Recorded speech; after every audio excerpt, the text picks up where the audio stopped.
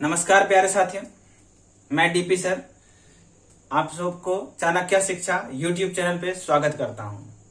जैसा कि इसके पहले आप लोगों को हिस्ट्री का इंट्रोडक्शन क्लास मिला था, आज हम लोग उसी के माध्यम से आगे पढ़ेंगे और प्राचीन भारत के इतिहास को समझने का प्रयास करेंगे। प्राचीन भारत में क्या क्या स्टार्ट में हुआ था, कौन सा युग की शुरुआत कैसे हुई, कैसे कैसे मानव अपने आप में बदलाव लाया, कौन कौन सा काल चक्र आए, कौन कौन सा औजार था उस समय और कौन कौन सा महत्वपूर्ण स्थल था, ये सब समझेंगे। कब इसकी शुरुआत हुई, कौन कौन से काल में इसको बांटा गया, इसको समझेंगे। प्राचीन भारत के इतिहास में स्रोतों के आधार पर इतिहास को 3 खंडों में बांटा गया है। प्राचीन भारत के इतिहास को सबसे पहले प्रागैतिहासिक काल, अर्धऐतिहासिक काल और ऐतिहासिक काल। प्रागैतिहासिक काल में लिखित साक्ष्य नहीं मिला है, ना ही तो साहित्यिक साक्ष्य मिला है। और अर्धऐतिहासिक काल में लिखित साक्ष्य मिला है पर पढ़ा नहीं जा सकता है, यानी कि साहित्यिक साक्ष्य नहीं मिला है। और ऐतिहासिक काल में लिखित साक्ष्य भी मिला है और साहित्यिक साक्ष्य भी मिला है। जैसे में इसको समझेंगे कि प्रागैतिहासिक काल को पाषाण काल में समझेंगे और अर्धऐतिहासिक काल को हड़प्पा सभ्यता में समझेंगे और ऐतिहासिक काल जो वैदिक युग से आगे चलते आया है, यानी कि मौर्य काल, गुप्त काल, ये सब आगे समझ लेंगे। फिर प्रागैतिहासिक काल को 3 खंडों में बांटा गया है, उसको भी समझेंगे। सबसे पहले जो है प्रागैतिहासिक काल का अध्ययन रॉबर्ट ब्रूसफुट ने शुरू किया था और 1820 में जैक्सन थॉमस ने इसे पाषाण काल, कांस्य युग और लौह युग में बांटा। जो प्रागैतिहासिक काल था 1820 में जैक्सन थॉमस ने इसे 3 भाग में बांट दिया, इसमें कि पाषाण काल, कांस्य युग और लौह युग में बांट दिया। अब भारतीय पुरातत्व के जनक अलेक्जेंडर कर्निंगम थे। अब सबसे पहले हम लोग पाषाण काल को समझेंगे।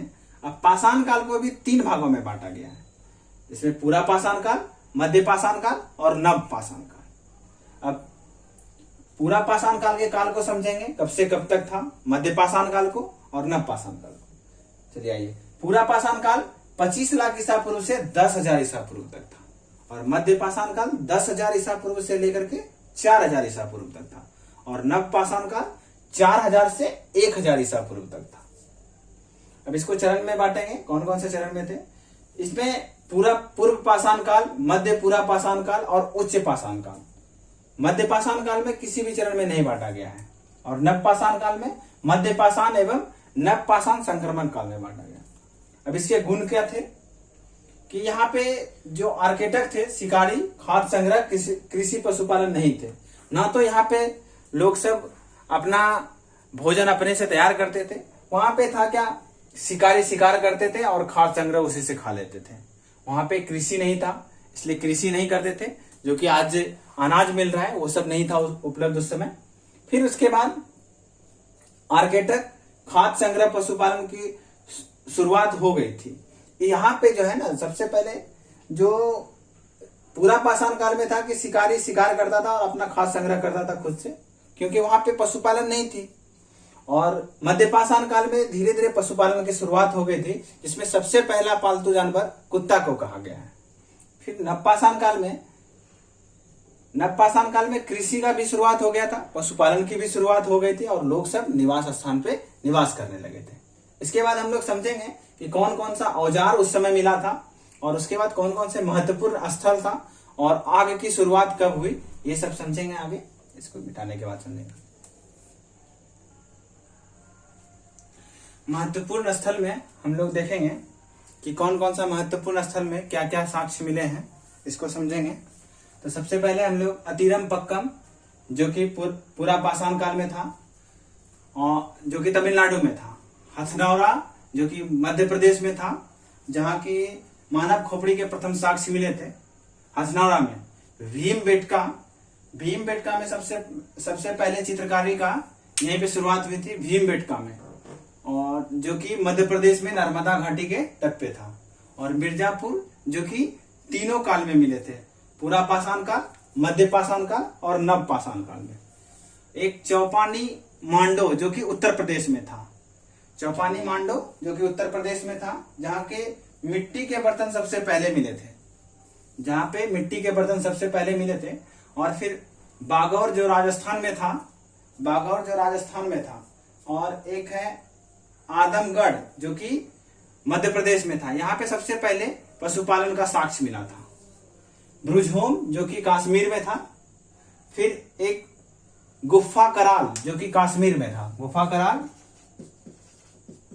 कश्मीर में था। फिर चिरान जो कि बिहार में था। बिहार में था। और कोल्डिबा जहां की सबसे पहले चावल के साक्ष्य मिले थे।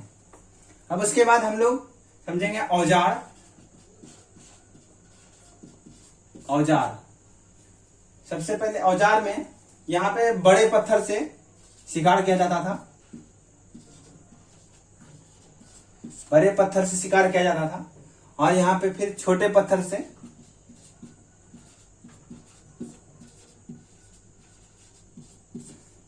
पत्थर से और यहां पे स्लेट से शिकार किया जाता था। स्लेट से शिकार करते थे जो कि हम लोग नवपाषाण काल में करते थे। उसके बाद हम लोग इसमें से देखेंगे खोज क्या क्या हुआ था। सबसे पहले आग का खोज। आग का खोज जो हुआ था ये आपका पूरा पाषाण काल में हुआ था। और मध्य पाषाण काल में आग का प्रयोग हुआ था। आग का प्रयोग हुआ था।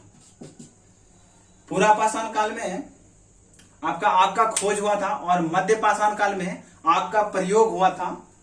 और फिर पहिए सामान इत्यादि का पहिया का खोज ये नवपाषाण काल में हुआ था। यहां तक हम लोग अच्छे तरह से क्लियर हो गया। अब आगे हम लोग इसके बाद देखेंगे ये जो हम लोग 3 भागों में बांटे थे कि पाषाण काल, कांस्य युग और लौह युग। तो आगे हम लोग कांस्य युग को पढ़ेंगे। धन्यवाद।